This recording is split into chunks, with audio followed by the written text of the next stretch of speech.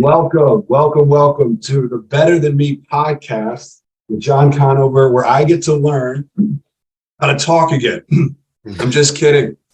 Coming off of a cold, but I get to learn from people where I see that they have some things that are better than me in the world of business and success. People I respect, and while I learn, those of you that are listening get to learn right along next to me. And so I brought on Andre Young, one of my closest friends in life and in business, and more life.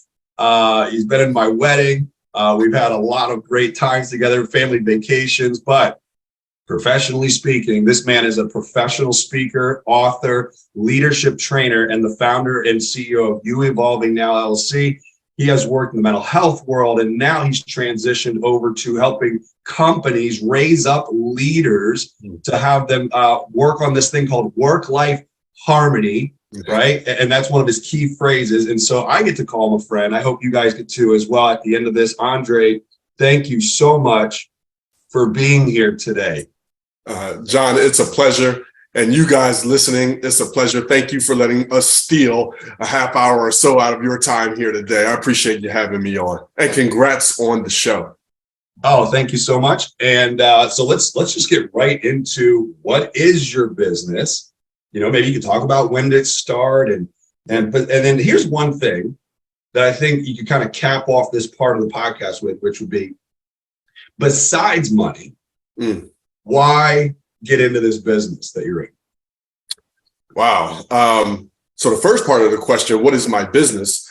It's all leadership and work-life harmony. Like I must pair those two together. I'm big on marriage, preferably a great one. So when you marry leadership and work-life harmony, because it'd be a shame to be a great leader and then hate going home. And then it'd be a shame to have a great home life and then hate going to work.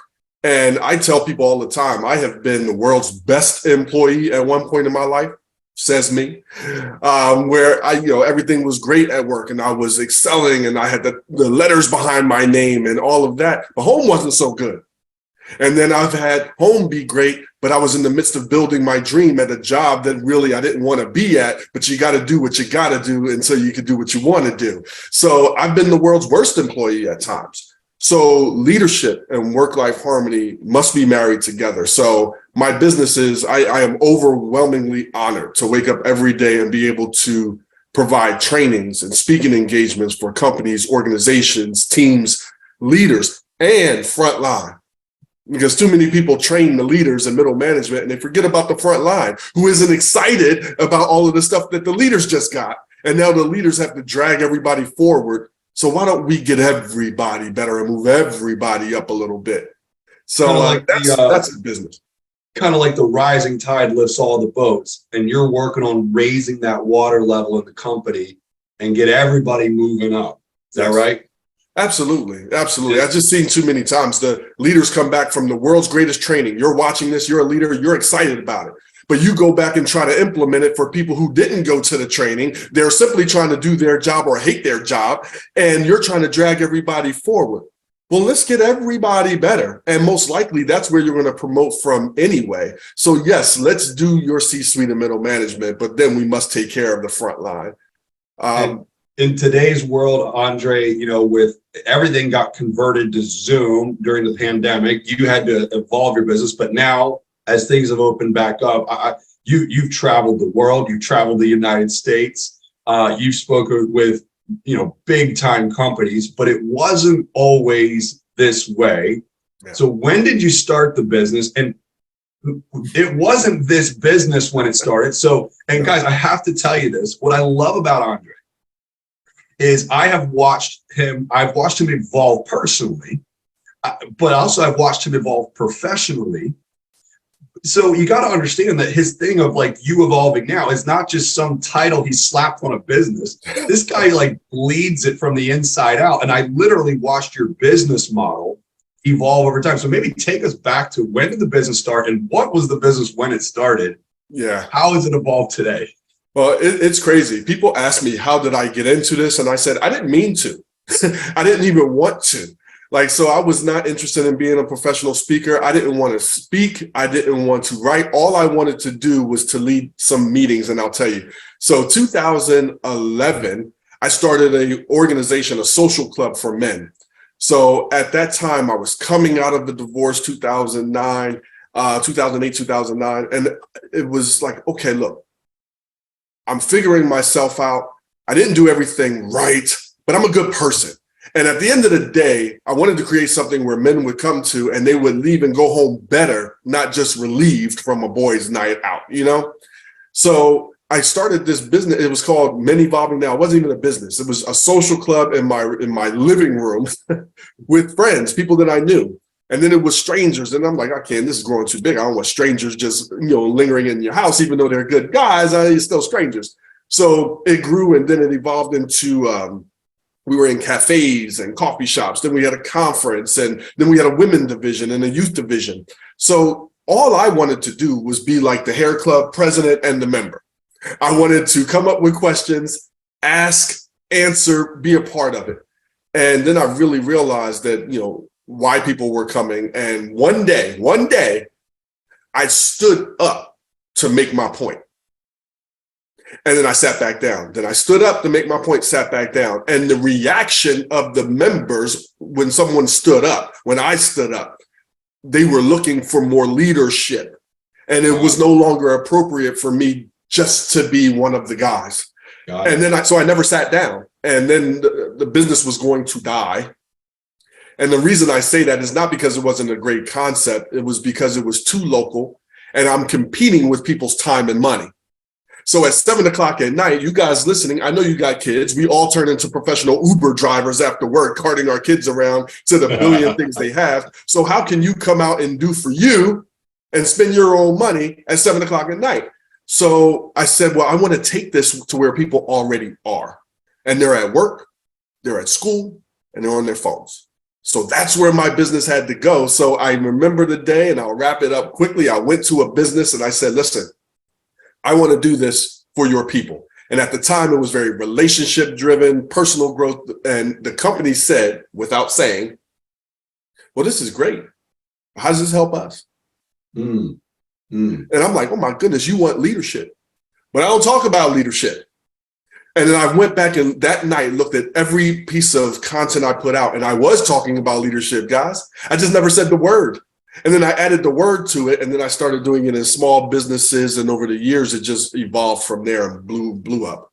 In your marketing and in your prospecting of what was going to be your new product, you started listening to the consumer and realized that things that you were, instead of getting an ego and saying, no, I do talk about leadership. No, you were like, let me look at my language. Let me go back and master my craft, right? Let me get humble again and go learn how to market this.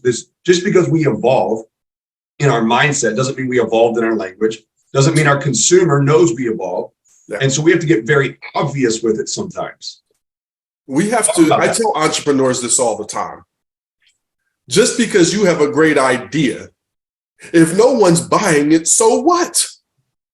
We marry our idea and then we'll die with it because we want to give it the way we want to give it. But we have to marry. There's that marriage again. Marry what you want to do and give with what the person receiving it needs most from you right now.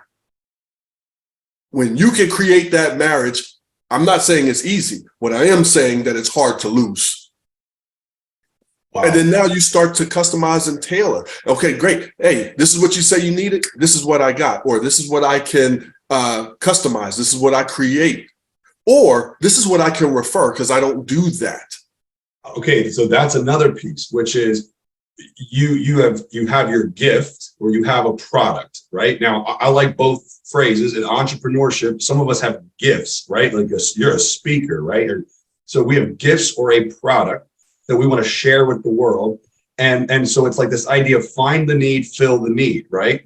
Or find the person that's looking for that gift and marry it. And where do you, because you did both, you listened to the client, you adapted, but then you also drew a line in the sand and said, no, once I've got what I've got now that works with these companies, when it doesn't work, I'm okay saying, we're not a fit, right? And that comes with leadership maturity, entrepreneurship maturity. Because when you first start off, there's two things that I found that happens. One, you will throw every single thing that against the wall to see what sticks.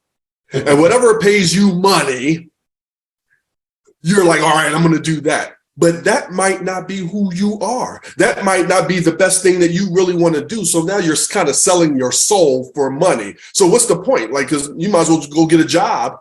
No knock on jobs, no knock on employeehood. And then the other thing is, once you know what you do, it's very important to know what you don't do, because if you're serving everything and trying to please everything and everybody, your gift will be diluted. Because the last thing you want is someone in the world walking around saying that you were ineffective, your content wasn't good, it didn't help the way you said it would, because you're stretching yourself to something that you're not. So know what you don't do. And when you say, this is not what I do, but let me connect you with somebody that does, that company, that person will respect you more, and they'll value you more, and they will up your connection, because maybe they'll need you next time. And best believe, when they need you in the future, you'll cost more. You're never going to cost less than what you do right now. So later is okay. It's okay to say no and let it be later if necessary. So I kind of, wow, this is already gold. And so I kind of believe that we earn this luxury of being able to select our clients as professionals when we've done the dirty work of marketing to the mass, right? The market to the masses to create the funnel, where now you get to sift through prospects and work with that ideal client, right? And the ones that aren't, let me refer you out, right? So there were things you did. One that stood out to me was you had and again, this is a buzzword, this is a nugget word, but you had a habit that you formed using LinkedIn. So if you're listening, like, habits are everything, and you used LinkedIn, but you also did other things. So I want to hear about what I call being the chief marketing officer in your business before you can be the CEO. And you've got to have a business before you can be the CEO of that business, right? Yeah. So the marketing drove it. Talk about when you evolved it, because you evolved it to a different model, which was corporation companies. Yeah. What did that marketing plan look like? And if you want to speak to the LinkedIn one, I think it's cool, but yeah. Well, I love the term the CMO. I call it being the chicken. Be the chicken. And when I can't wait to hear this. Well, I was coming out of a scarcity mindset when I first created the business, because remember, the whole social club thing is not what it is now, obviously. Right. But when I was creating that first business, I was coming out of a scarcity mindset, coming out of a divorce, not having any money. Like, it was a very, very hard time. So anything that I created, I wanted to protect. Like, you're in prison eating your food. So I'm not giving anything if people aren't buying it, because I need this money. Right. So from be the chicken perspective, when I made the shift, when we can make the shift to give your talent away. Wow. Give it away. And being the chicken means when you go to the food court at the mall, and the lady is standing outside and saying, here, you try this chicken. And you're like, I don't even want the chicken. And then you eat the chicken, and now your whole family's eating the chicken, and you're giving them all your money. You weren't even thinking about chicken. Be the chicken with your crap. The lady with the tray, the toothpick. The lady with the tray. You try this chicken. You weren't even thinking about chicken. Now your whole daggone family's eating chicken. So I encourage you with your craft, be the chickens. Don't hoard your talent. Give it away. So whether you're an entrepreneur, create content and you flood the market with it. Give it away. Give tips. So you want to teach people how to make aprons. Hey, 3 steps to making this apron. Just give it away. You're at work. Don't, I say the more or less rule. Never be less, because other people around you aren't being more. Do your talent. Give, over deliver, because opportunity will come. Wow. And whether it's going to be there or somewhere else, but it's going to come. So I believe in being the chicken. Create content, put it out regularly, and then you can diversify your content from there. What I found, though, is that when you're being the chicken and you're giving your stuff away, if you're an entrepreneur, and then I'll talk about as an employee in an organization, if you're going to give content away and you're only posting how-tos and content, you're simply entertaining people. What's your back end? So you're putting content out, but at what point are you going to reach out to people individually to say, hey, John, I hope you've been enjoying my page on this, and this. I look forward to staying connected. Then you reach back out and you want to say, hey, I hope you've been enjoying everything. It'd be great to connect with someone like yourself to learn more about your stuff. Maybe I can be of help. At the very least, a great conversation. Would you be interested? See, I believe in at least 3 to 4 points of contact before I ask you for something. And when I do ask you for something, I'm asking to speak, not to always sell. So that was really huge. If you're an employee and you are giving and you're being the chicken, at some point you don't want to be taken advantage of. No sense staying at a company 30 years making the same amount of money where you're doing all the work. Right. Hey, this is what I've been doing. And, I would love to continue doing this. I would love to explore new roles, new opportunities, payment advances. Right now I seem to be doing the job of about 3 different people. How do we continue to make this work? And you're going to find out a lot from your organization based on their conversation. So either they're going to reward or you're going to leave or something's going to happen, but no sense being upset about what you know is coming. So I know there are some people out there that are self-employed and they will gravitate towards, they're at networking events and they're like the thirsty self-employed person. And they're asking everybody for business, but they've never created content. They never gave the chicken away, right? It's like standing there at the edge of the chicken store, right? Asking people to come by, right? Then, but there's the other extreme. There are people out there that are great content creators, but when it comes to asking for the business, they shy away. So there's a psychology there, and people need to identify probably where they're at. But I think you gave both. You've done both. What was the link? Go ahead. My last job in sales, I took a job at Bob's Discount Furniture. I never forget it. It was an ego shot to me because I had my book, my second book, 7 Ways to Love, was in Barnes and Noble, connected to Bob's. How do I have a book over there and I have 12 staff? We were doing the colleges at the time and I'm working at Bob's. I couldn't wrap my head around it. However, it was the best thing in the world because it taught me everything I was teaching about leadership from leader down, because I was a leader in mental health before. Wow. But it also worked from employee up. Okay. And one of the things that I learned in sales, which I'm so glad I took that job, is that once you have done the work of educating a customer, a client, once you have done the work of meeting their deepest need, you have now earned the right to ask for that sale. Wow, a little confidence. Right. You earn the right. So anytime I ask somebody for a Zoom call to connect, see what they would want to get out of working with somebody like me so I can match, customize, create, or refer. By the time we have gotten to that point, I have earned the right to ask for that sale based on the content that I continually give. And when I reach out and in the flow of connection with the pipeline, I'm always giving. I'm never reaching out without giving something. So by the time it's time to do business, I feel like I've earned that right. The deserving factor.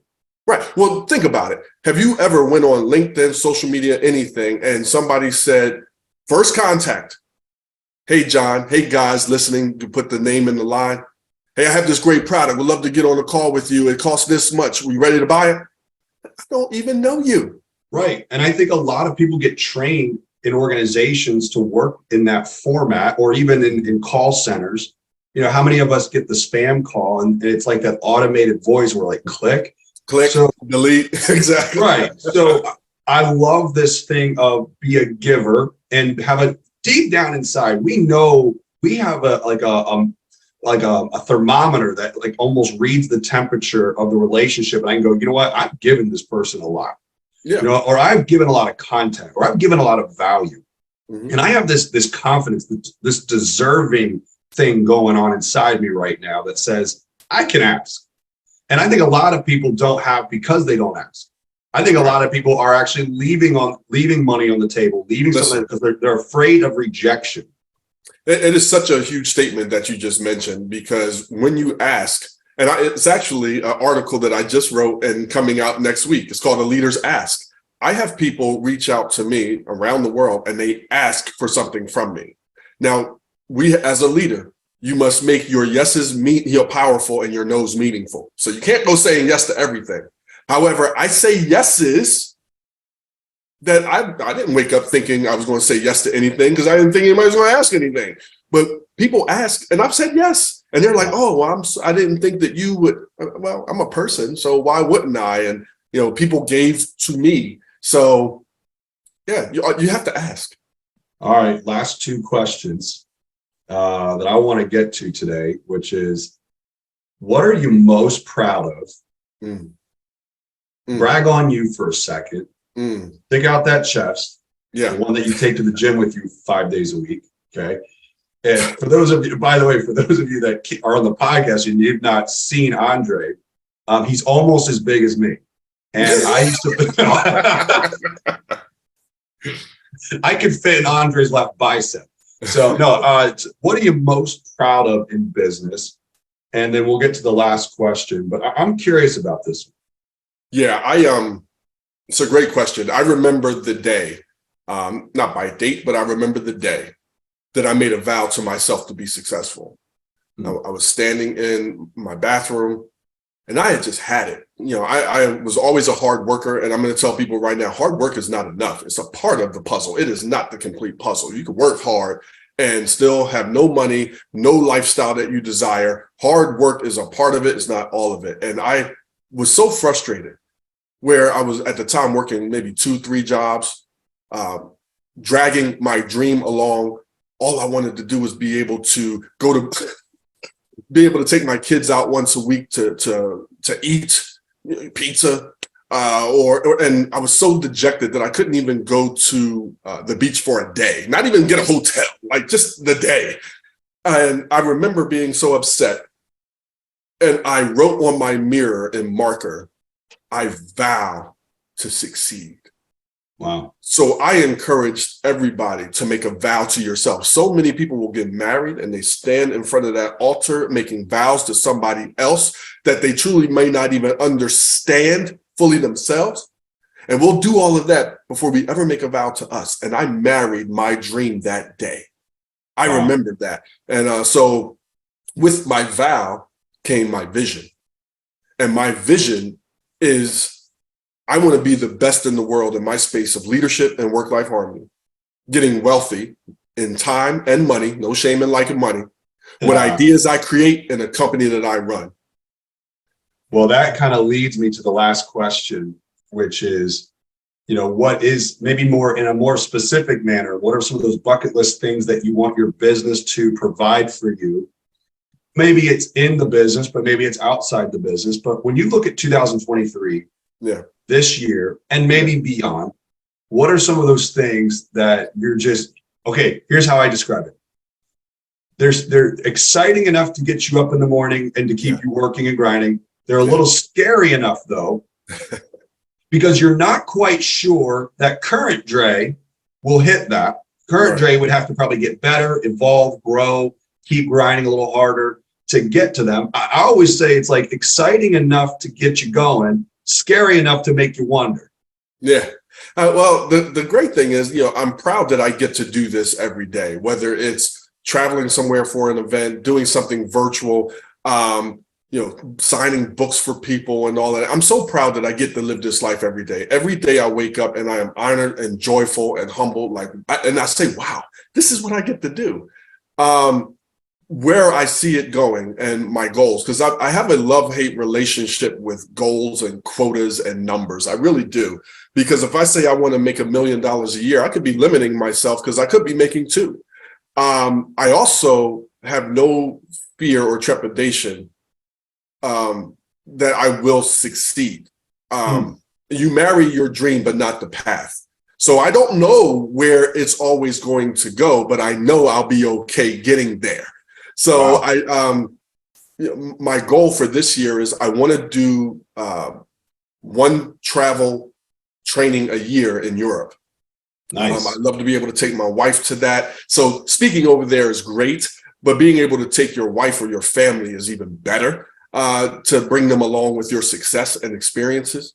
The other thing is I created an online program of my bigger program called Evolve and Lead. And the reason I did it was because once I'm off stage, once I leave an organization with my trainings, well, then what? So I tell companies all the time, then you got to go back to the rat race of trying to find somebody. That person has to wow them, and then they leave the stage, and now you're people. So always gift your people with things they already like, and they already like me. So I created this online program, and I've now got smarter. And it's not likely people are going to buy it singularly by itself. It does happen, rare. Yeah. But people who have already had me get it, and it's embedded in the price of getting me. In the sales world, we call it the upsell.